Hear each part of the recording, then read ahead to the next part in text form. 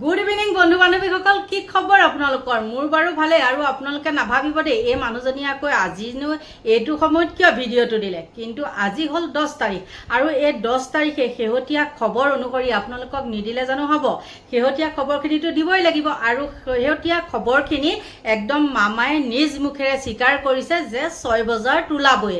আৰু মামাই কেনেকৈ ক'লে আৰু গৌৰৱ গগৈ হৈ পেলাই কিমানখিনি সমৰ্থক ওলাই আহিছে, ক'ত কেনেকৈ কি হৈছে, আপোনালোকক সম্পূৰ্ণ তথ্যখিনি মই দিব লাগিব, নহয়নে?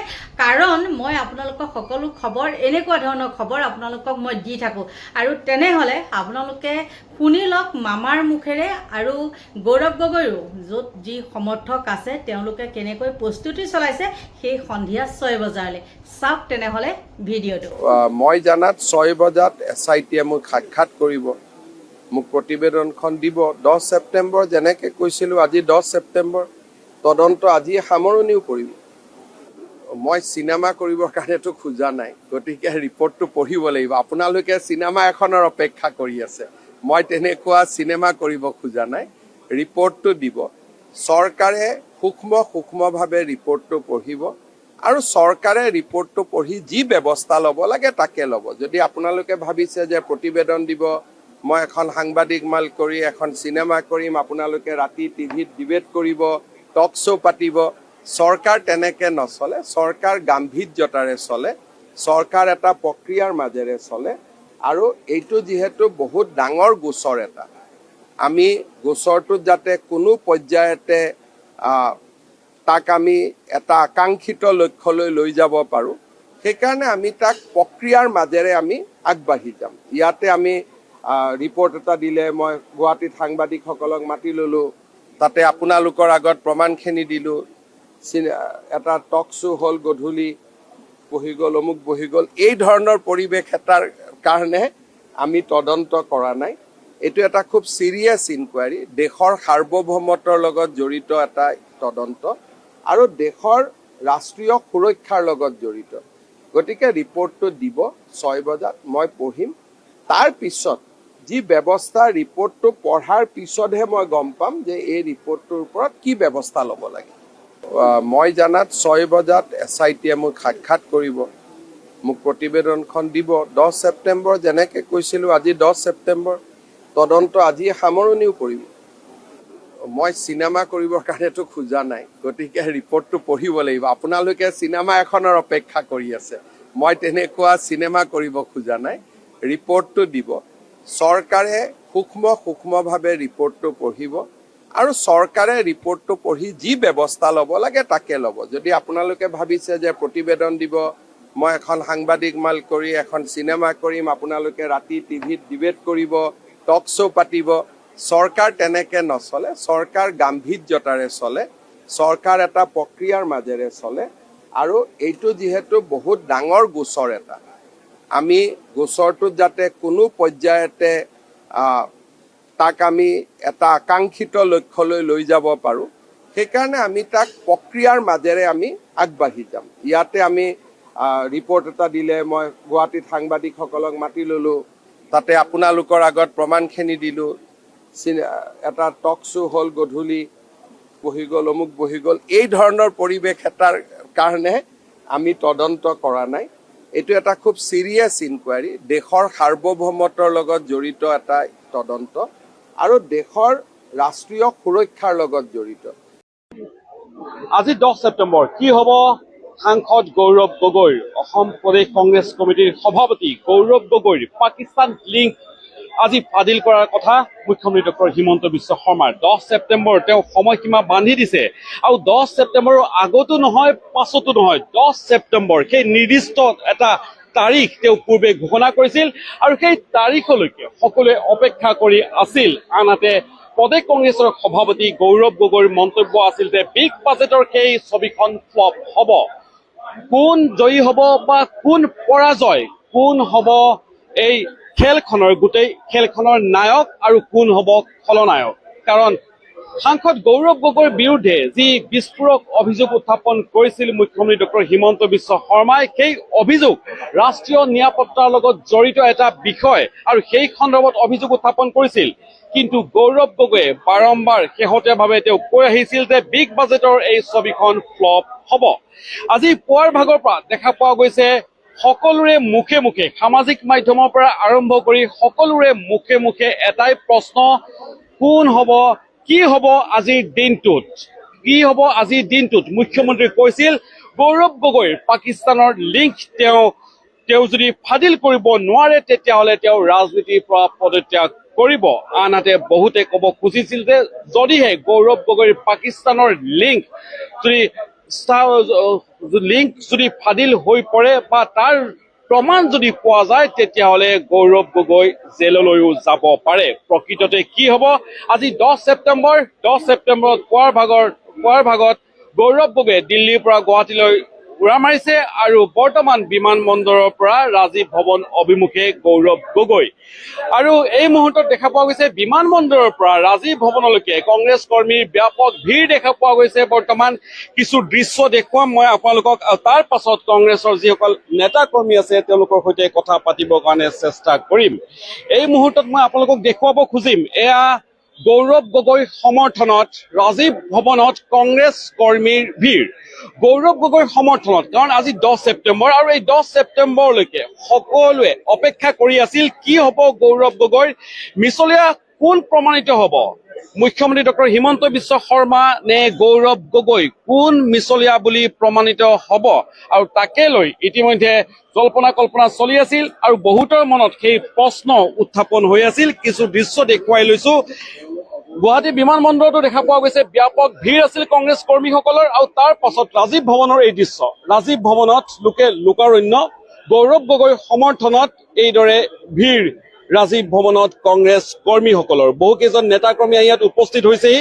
আনহাতে আজিৰ দিনটোত কেইবাগৰাকী কংগ্ৰেছ নেতাই তেওঁলোকে পুনৰ যোগদান কৰিব কংগ্ৰেছত, অৰ্থাৎ যিসকলে দিল্লীত যোগদান কৰিছে তেওঁলোকে পুনৰ গুৱাহাটীত যোগদান কৰিব। আৰু ইতিমধ্যে কেইবাগৰাকী কংগ্ৰেছ নেতা ইয়াতে আছে, তেওঁলোকৰ সৈতে কথা পাতিবৰ কাৰণে চেষ্টা কৰিম। ইয়াৰ পূৰ্বে কিছু দৃশ্য দেখুৱাই ল'ব খুজিছো। আচলতে আজিৰ দিনটোক লৈ প্ৰতিগৰাকী কংগ্ৰেছ কৰ্মীৰ মনত তেওঁলোকৰ ক্ষোভ আছে আৰু সন্দেহ আছে। আচলতে কোনো নিশ্চিত হ'ব পৰা নাই কি হ'ব। মুখ্যমন্ত্ৰী ডক্টৰ হিমন্ত বিশ্ব শৰ্মাই মুখ্যমন্ত্ৰীৰ আসনৰ পৰা যি দাবী কৰিছিল সেই দাবীক লৈ কংগ্ৰেছ কৰ্মীসকল তেওঁলোক সন্দেহৰ মাজত আৱদ্ধ। বৰ্তমান তেওঁলোকে স্পষ্ট হ'ব পৰা নাই মুখ্যমন্ত্ৰীয়ে কি ৰাজনৈতিক বোমা ফুটাব, তাৰ সেই বিষয়টো এতিয়াও স্পষ্ট হোৱা নাই। আমাৰ সৈতে কেইবাগৰাকী নেতা আছে, কংগ্ৰেছ কৰ্মীসকল আছে, তেওঁলোকৰ সৈতেও কথা পাতিবৰ কাৰণে চেষ্টা কৰিম। যাদৱ স্বৰ্গীয় আছে আমাৰ সৈতে যাদৱ স্বৰ্গীয়ৰ সৈতে আমি কথা পাতিম। স্বৰ্গীয় ডাঙৰীয়া, আমাৰ এই অনুষ্ঠানত আপোনাক স্বাগতম জনাইছো। আচলতে আজিৰ দিনটোত আপোনালোকে কি ভাবি আছে? কাৰণ কি মুখ্যমন্ত্ৰী ডক্টৰ হিমন্ত বিশ্ব শৰ্মাই তেওঁ মুখ্যমন্ত্ৰীৰ আসনৰ পৰাই দাবী কৰিছিল যে আজিৰ দিনটোত গৌৰৱ গগৈৰ পাকিস্তানৰ যিটো লিংক, সেই লিংক তেওঁ ফাদিল কৰিব, এক প্ৰকাৰ ক'বলৈ গ'লে প্ৰমাণিত হ'ব। কাৰণ কি ইমান দিনে অভিযোগ আছিল, আজি এক প্ৰকাৰ তথ্য প্ৰমাণ সহ ফাদিল কৰা হ'ব বুলি পূৰ্বে ঘোষণা কৰিছিল। আপোনালোক কি ধৰণে অপেক্ষাত আছিল আজিৰ দিনটোক লৈ? একচুৱেলি মুখ্যমন্ত্ৰী হিমন্ত বিশ্ব শৰ্মা হতাশাগ্ৰস্ত এজন ব্যক্তি। তেখেতে আচলতে মূল ইছ্যুৰ পৰা কিছুমান ইছ্যু ডাইভাৰ্ট কৰাৰ কাৰণে তেখেতে গৌৰৱ গগৈ পাকিস্তানৰ লিংকটো যিটো তেওঁ আজিৰ ডেটটো দিছিলে, 10 তাৰিখ ডেটটো দিছিলে, আমি সকলো গম পালো, আপোনালোকে গম পাই আছে। আজিৰ দিনটোত তেখেতে কি ক'লে? যোৱাকালিতো তেওঁলোকে যোৱাকালি যিটো ক'লে তেওঁলোকে এইটো গা এৰা দি কৈছিল যে ইছ্যু এইটো আচলতে কোনো তেনেকুৱা হেৰি নহয়। তেখেতে গোটেই অসমৰ যিটো সাম্প্ৰতিক পৰিস্থিতি, এই পৰিস্থিতিবিলাক তেখেতে বিভিন্ন ধৰণৰ যিটো অসন্তুষ্টি, এই অসন্তুষ্টিৰ পৰা দূৰ কৰাৰ কাৰণেই সাধাৰণ মানুহখিনিৰ যিবিলাক চৰকাৰ বিৰোধী যিবিলাক আচলতে সঁচা অৰ্থত ক'বলৈ গ'লে যিখিনি আন্দোলন কৰি আছে বিভিন্ন প্ৰান্তত, এই আন্দোলনবিলাক ইছ্যুবিলাক ডাইভাৰ্ট কৰাৰ কাৰণে এই যিটো পাকিস্তানৰ লিংক আছে, এই লিংকটোত আচলতে তেখেতে কৰিব বিচাৰিছিলে। এইটো আচলতে একদম ফটা ঢোল, ইয়াত একো নাই। ইয়াৰ পৰা আজি আপোনালোকে জলজাত পটপটকৈ আলি ওলাই পৰিছে। এয়া আছে যাদৱ স্বৰ্গীয়াৰী। আমাৰ সৈতে আছে মহিলা কংগ্ৰেছৰ সভানেত্ৰী মীৰা বৰঠাকুৰ। আমাৰ সৈতে আছে, তেওঁৰ পৰা জানিব বিচাৰিম আজিৰ দিনটোত সকলোৰে চকু নিবদ্ধ হৈ আছিল।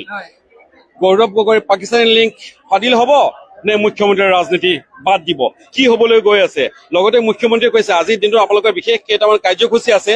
ক'ৰবাত নহয় ক'ৰবাত আপোনালোকৰ মনত এটা হেনো ভয় আছে, আৰু যাৰ কাৰণে এইদৰে বিমানবন্দৰৰ পৰা আৰম্ভ কৰি ৰাজীৱ ভৱনলৈকে আপোনালোকে ব্যাপক ভিৰ গোটাই লৈছে। চাওক, মুখ্যমন্ত্ৰীয়ে কিছুমান কথা নিজে নিজে ভাবি থাকে। আমি আজি 10 ছেপ্টেম্বৰ তাৰিখটো যে বুমেৰাং হ'ব আগতেই জানো, গতিকে আমি সেইটো লৈ পেলাই একেবাৰে শংকিত নহয়। কাৰণ ভাৰত চৰকাৰৰ গৃহ বিভাগ এইবিলাক হিমন্ত বিশ্ব শৰ্মাহে গোটেই ডিপাৰ্টমেণ্টবিলাকক একচুৱেলি উপলুঙা কৰিছে। আমি জানো যে গৌৰৱ গগৈ ডাঙৰীয়া কেতিয়াও বৈধভাৱে পাকিস্তানত যাব নোৱাৰে, যোৱা নাই। আৰু এইটো যে আজি 10 তাৰিখে যেনেকে ৰাহুল গান্ধীৰ বডি ডাবুল বুলি তেওঁ বুমেৰাং হ'ল, এইটোও আজি বুমেৰাং হ'ল। আৰু আমি পৰ্যায়ক্ৰমে একচুৱেলি 10 ছেপ্টেম্বৰ তেওঁ যিটো কথা কৈছে সেইকাৰণে নহয়, পৰ্যায়ক্ৰমে আপুনি দেখিব যে বিভিন্ন মানুহে গৌৰৱ গগৈৰ প্ৰতি, কংগ্ৰেছৰ প্ৰতি আকৃষ্ট হৈ কংগ্ৰেছ দললৈ আহিব। 26ত আমাৰ চৰকাৰ হ'ব। আপুনি দেখিছে যে এই যাত্ৰা যি আৰম্ভ হৈছে। প্ৰতিবেদন দাখিল কৰিব সন্ধিয়া 6 বজাত মুখ্যমন্ত্ৰীৰ হাতত প্ৰতিবেদন দাখিল কৰিব। SIT প্ৰতিবেদন দাখিল কৰিব যে এই কথাটো গোটেইটোত যে কোনো ইনগ্ৰেডিয়েণ্টছ নাই, সেইটোৱে প্ৰতিবেদন দাখিল কৰিব। তাৰপিছত ক্ল'জ হ'ব। অলৰেডি এইটো ফাইল ক্ল'জ হ'লেই। আচলতে কংগ্ৰেছ কৰ্মীসকলে বা যিসকল নেতাকৰ্মী আছে তেওঁলোকে বিশ্বাস কৰিব পৰা নাই যে মুখ্যমন্ত্ৰীয়ে কিবা তথ্য পাতি দাখিল কৰিব পাৰিব বা SITৰ প্ৰতিবেদনত কিবা আপত্তিজনক কিবা ওলাব বুলি তেওঁলোকে বিশ্বাস কৰা নাই। আন কেইবাগৰাকী কংগ্ৰেছ নেতাকৰ্মী আছে, আমি তেওঁলোকৰ সৈতেও কথা পাতিবৰ কাৰণে চেষ্টা কৰিম। কিন্তু ইয়াৰ পূৰ্বে কিছু ৰাজীৱ ভৱনৰ দৃশ্য মই দেখুৱাই ল'ম আপোনালোকক। এইদৰে এক দেখা পোৱা গৈছে ব্যাপক ভিৰ ৰাজীৱ ভৱনত আজি 10 ছেপ্টেম্বৰ। যিহেতু এই দিনটো পূৰ্বৰ পৰা এক নিশ্চিত হিচাপে সকলোৱে ভাবি লৈছিল। কাৰণ কি, আজিৰ দিনটোতে মুখ্যমন্ত্ৰী ডক্টৰ হিমন্ত বিশ্ব শৰ্মাই গৌৰৱ গগৈৰ পাকিস্তানৰ যিটো লিংক, সেই লিংক ফাদিল কৰাৰ কথা আছিল। আনহাতে আজিৰ দিনটোলৈ সাজু হৈ আছিল কংগ্ৰেছো, যাৰ ফলত দেখা পোৱা গৈছে যে বিমানবন্দৰৰ পৰা আৰম্ভ কৰি ৰাজীৱ ভৱনলৈকে কংগ্ৰেছ কৰ্মীসকলৰ ব্যাপক ভিৰ, তেওঁলোক একেলগ হৈছে। ক'ৰবাত নহয় ক'ৰবাত প্ৰশ্ন হয়, আচলতে মুখ্যমন্ত্ৰী ডক্টৰ হিমন্ত বিশ্ব শৰ্মাই কিবা তথ্য পাতি হঠাৎ উলিয়াই দিব পাৰে নেকি, আৰু তাৰ বাবে এঘৰি যুঁজ দিয়াৰ বাবে কংগ্ৰেছ কৰ্মীসকল এইদৰে ৰাজীৱ ভৱনত ভিৰ কৰিছে নেকি, তাকে লৈও প্ৰশ্ন উত্থাপন হৈছে, ব্যাপক চৰ্চা হৈ আছে। দৃশ্য আমি আপোনালোকক দেখুৱাইছো। আৰু SIT যিটো গঠন কৰা হৈছিল, SITয়ে যিকেইগৰাকী ব্যক্তিক SITয়ে জেৰা কৰিছিল, তেওঁলোকৰ পৰা তথ্য ল'ব বিচাৰিছিল, তাৰ ভিতৰত এজন আছিল ৰিপুণ বৰা। ৰিপুণ বৰাও আজি এই অনুষ্ঠানত উপস্থিত আছে। ৰিপুণ বৰাৰ সৈতেও আমি কথা পাতিবৰ কাৰণে চেষ্টা কৰিম। আজিৰ দিনটো ৰাজ্যৰ ৰাজনীতিৰ বাবে এটা অত্যন্ত গুৰুত্বপূৰ্ণ দিন। মই ইতিমধ্যে কৈছো যে মুখ্যমন্ত্ৰীয়ে 10 ছেপ্টেম্বৰ তাৰিখটো ঘোষণা কৰাৰ লগে লগে কংগ্ৰেছ ভিতৰি সাজু হৈ আছিল প্ৰত্যাহ্বান গ্ৰহণ কৰিবৰ বাবে, বা কি ধৰণে কাউণ্টাৰ কৰা হ'ব সমগ্ৰ বিষয়টো, তাকে লৈ এটি কংগ্ৰেছ সাজু হৈ আছিল। আৰু যাৰ বাবে দেখা পোৱা গৈছে এইদৰে ব্যাপক এটি ভিৰ বৰ্তমান ৰাজীৱ ভৱনত, যিটো ভিৰ দেখা পোৱা গৈছে বিমানবন্দৰটো। আন কিছু নেতাসকলৰ সৈতে আমি কথা পাতিবৰ কাৰণে চেষ্টা কৰিম এই মুহূৰ্তত। কিন্তু তাৰ পূৰ্বে কিছু ভিজুৱেল, কিছু দৃশ্য দেখুৱাবৰ কাৰণে চেষ্টা কৰিম। আমাৰ সৈতে ৰিপুণ বৰা আছে, আমি ৰিপুণ বৰাৰ সৈতেও কথা পাতিবৰ কাৰণে চেষ্টা কৰিম এই মুহূৰ্তত। বৰা ডাঙৰীয়া, SITয়ে যিকেইগৰাকী ব্যক্তিক জেৰা কৰিছিল তাৰ ভিতৰত আপুনিও এগৰাকী। পূৰ্বে আপুনি বৰ বেছি কথা উল্লেখ কৰা নাছিলে। SITয়ে আপোনাক কি সুধিছিল, কি নাই, যিহেতু তদন্তৰ ভিতৰত আছিল সমগ্ৰ বিষয়টো। আজি SITয়ে সন্ধিয়া 6 বজাত প্ৰতিবেদন দাখিল কৰিব মুখ্যমন্ত্ৰীৰ হাতত। আপোনাৰ পৰা SITয়ে কি তথ্য লাভ কৰিছে আৰু আপুনি কি ভাবে এই প্ৰতিবেদনত কি থাকিব? নহয়, প্ৰথম কথা, মোৰ পৰাতো SITয়ে একো তথ্য নাপালে। কাৰণ মোক SITয়ে সুধিছিলে যে গৌৰৱ গগৈৰ পত্নীয়ে পাকিস্তানৰ পৰা দৰমহা লৈ আছে, আপুনি কি জানে? NGOৰ পৰা তাত দৰমহা লৈ আছে, কি জানে? মই কৈছিলো দৰমহা ল'ব পাৰে যদি বিধিসন্মতভাৱে আছে, লৈ আছে। আৰু যদি ইলিগেলি লৈছে ভাৰত চৰকাৰে ধৰিব নহয়। ভাৰত চৰকাৰ দিল্লীত এনেই বহি থকা নাইতো। যদি গৌৰৱ গগৈৰ পত্নীয়ে পাকিস্তানৰ পৰা NGOৰ পৰা তাত কাম কৰি দৰমহা লৈছিল, সেইটো চাবলে আপোনালোকৰ দৰকাৰ নাই নহয়। সেইটো চাবলে দিল্লীত বহি আছে ভাৰত চৰকাৰ। তেওঁলোকে ল'ব যদি ইলিগেল আছিলে। গতিকে তেওঁলোকে লোৱা নাই যেতিয়া আপোনালোক কোন? মই এইটোৱে কৈছিলো আৰু 2 নম্বৰ কথা, আজি ৰিপৰ্ট গধূলি যি দিয়ে দিব, কালিলৈ যি দিয়ে দিব, ৰিপৰ্ট যিয়েই নহওক, এটা কথা স্পষ্ট, হিমন্ত বিশ্ব শৰ্মা মুখ্যমন্ত্ৰীয়ে তেওঁৰ কথা ৰাখিব লাগিব। তেওঁ কৈছিলে যে যদি প্ৰমাণ কৰিব নোৱাৰো তেতিয়াহ'লে তেওঁ মুখ্যমন্ত্ৰী পদ ত্যাগ কৰিব আৰু ঘৰত তেওঁ নাথাকো বুলি কৈছিলে, তেওঁ সেইটো কৰি দেখুৱাব লাগিব। থাৰ্ড কথা, মই মুখ্যমন্ত্ৰীক এইটোৱেই চেলেঞ্জ কৰিছো যে তোমালোকে অভিযোগ কাৰ বিৰুদ্ধে আনিছিলা? গৌৰৱ গগৈৰ বিৰুদ্ধে, গৌৰৱ গগৈৰ পত্নীৰ বিৰুদ্ধে। তেওঁলোককে যদি তোমালোকে মাতি জেৰা নকৰিলা, তাৰমানে তোমালোকৰ হাতত একো নাই। প্ৰক্ৰিয়াত প্ৰশ্ন থাকি যায় মানে। ডেফিনেটলি তেওঁলোককতো জেৰা নকৰিলে। আপোনাকো দ্বিতীয়বাৰ আপোনাক SIT কৈছিল যে আপোনাক দ্বিতীয়বাৰ তেওঁলোকে মাতিব পাৰে, দ্বিতীয়বাৰ আপোনাক মতা হৈছিল নেকি বা SIT আপোনাক মাতিছিল নেকি, দ্বিতীয়বাৰ আপুনি গৈছিলে নেকি? নাই, মোক তেওঁলোকে মতা নাই আৰু মোক মাতিবলৈ সাহসো কৰা নাই আৰু মোক মতাৰ কোনো যুক্তিও নাই। SIT কৈছিল প্ৰয়োজন সাপেক্ষে আকৌ আপোনাক মাতিব কৈছিলে, তেওঁলোকে তেতিয়া কৈছিলে, কিন্তু পিছত দেখিলে যে মোক মাতিটো কোনো লাভ নহব, গতিকে মোৰ পৰা একো তথ্যও নাপায় আৰু মই তথ্য দিবও নোৱাৰো এই ক্ষেত্ৰত, গতিকে মোক মাতি কি লাভ আছে। আছিল ৰিপুণ বৰা বক্তব্য। তেওঁক দ্বিতীয়বাৰৰ বাবে SIT তেওঁক মতা নাই বা তেওঁক জেৰা কৰা নাই। এতিয়া মূল বিষয়টো হ'ল ৰাজনীতি হ'ব লাগে, কিন্তু ৰাষ্ট্ৰীয় সুৰক্ষাৰ লগত যিবোৰ বিষয় জড়িত সেই বিষয়বোৰক লৈ পেলাই ৰাজনীতি হোৱা কেতিয়াও উচিত নহয়।